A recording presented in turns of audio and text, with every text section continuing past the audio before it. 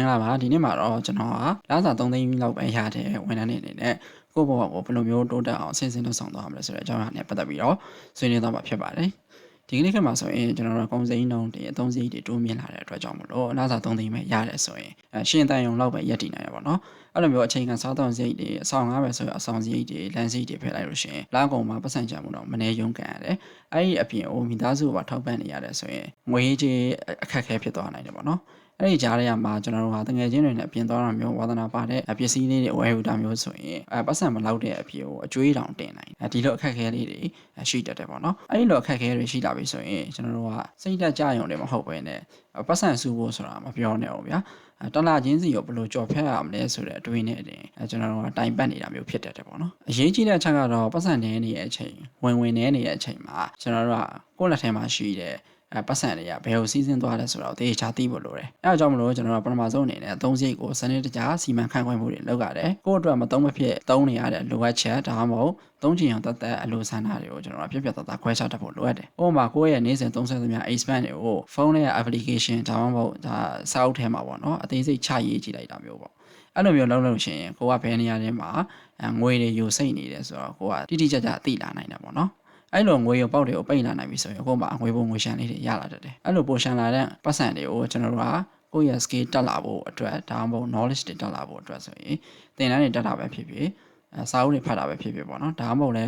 းကိုယ့်ရဲ့ဝင်ငွေကိုတိုးစေတဲ့ဒီ device တွေစက်ပစ္စည်းတွေကိုဝယ်လိုက်တာပေါ့ဖြစ်ဖြစ်ပေါ့နော်အဲ့လိုမျိုးရင်းနှီးမြှုပ်နှံတင်တယ်နောက်တစ်ချက်အနေနဲ့ကြတော့လဲကျွန်တော်တို့ emergency fund အနေနဲ့စုဆောင်းထားလို့ရတယ်ပေါ့နော်အရေးပေါ်ရန်ပုံငွေအနေနဲ့ဒါစုဆောင်းထားလို့ရတယ်ဒါကြောင့်ဒီနေရာမှာပထမဆုံးအရေးကြီးတဲ့အချက်ကပတ်စံကိုကမထိန်ချုံနိုင်လို့ရှိရင်ပတ်စံကိုထိန်ချုံသွားမှာပဲအဲ့တော့လစဉ်ကုန်သွားတဲ့အချိန်တိုင်းမှာကျွန်တော်တို့ကပတ်စံကို1000ရ2000ရစုတက်ဖို့အားအရေးကြီးပါတယ်နောက်တစ်ချက်ကကြတော့ကျွန်တော်တို့ကမလိုအပ်တဲ့သုံးစရိတ်တွေကို short ချဖို့ပဲအရင်ဆုံးကိုယ့်ရဲ့ဝယ်ယူမှုတိုင်းဒါတကယ်လိုအပ်တာလားဒါမှမဟုတ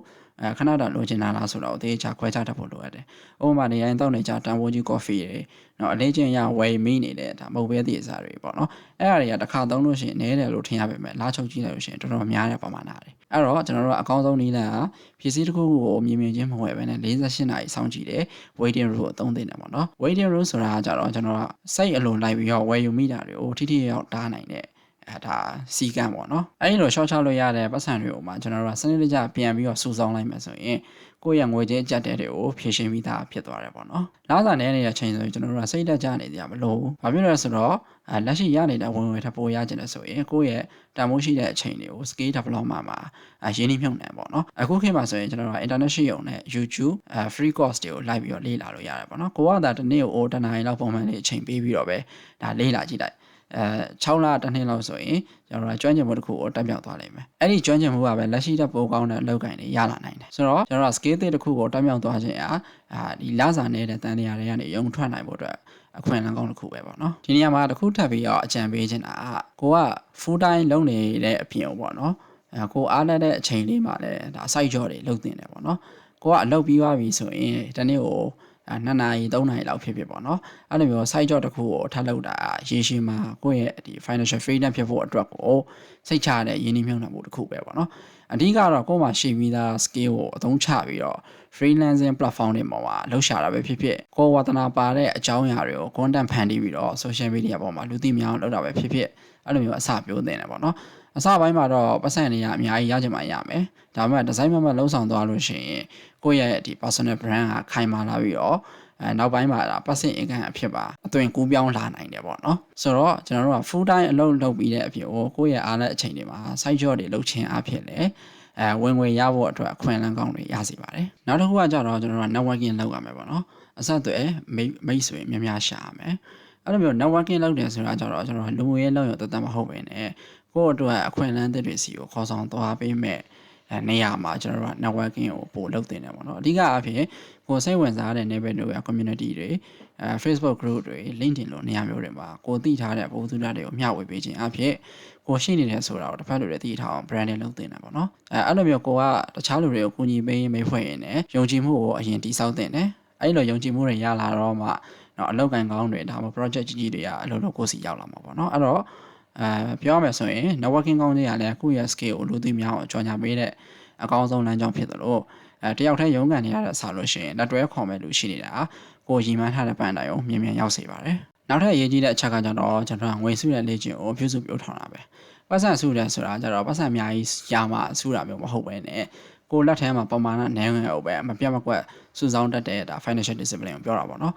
အဓိကတော့ကျွန်တော်ကနောက်သာရခြင်းမှာသုံးပြီးမှကြံတော်စုတာတဲ့စုပြီးမှကြံတော်သုံးတယ်ဆိုတဲ့ဒီ pay your surface စနစ်ကိုကျင့်သုံးတာပဲဖြစ်ပါတယ်အဲ့လိုမျိုးကိုယ့်ရဲ့ဒါစိတ်ခံစားချက်ကိုအလုံးမလိုက်ပဲနဲ့ဝယ်ယူမှုတွေကိုဒါထိချုံတတ်သွားပြီဆိုလို့ရှိရင်ဒါကိုကစီကံကောင်းတယ်လို့သတ်မှတ်လို့ရတယ်ပေါ့နော်အဲ့လိုမျိုးကျွန်တော်တို့ကစီကံရှိရင်းနဲ့ပတ်စံကိုဒီဇိုင်းမှတ်စုသွားမယ်ဆိုရင်အရေးပေါ်ကိစ္စတွေကြုံလာရင်လည်း9%နဲ့ကိုသုံးလို့ရတယ်ရင်းရှင်းမှရင်းနှီးမြှုပ်နှံမှုလုပ်ချင်လို့ပတ်စံလိုလာရင်လည်း9%နဲ့ကိုသုံးရုံပဲအဲ့တော့ပတ်စံစုရဲဆိုတာကအခုလက်ရှိတာယာမှုတွေကိုစရိအဖို့မဟုတ်ဘူးနောက်ထပ်ပုံမကောင်းမွန်တဲ့အနာဂတ်ကိုပုံဖော်ဖို့အတွက်ဒါတိဆောက်တယ်လို့မှတ်ယူရမယ်ပေါ့နော်နောက်ဆုံးချက်ပေးရတဲ့အချက်ကကျတော့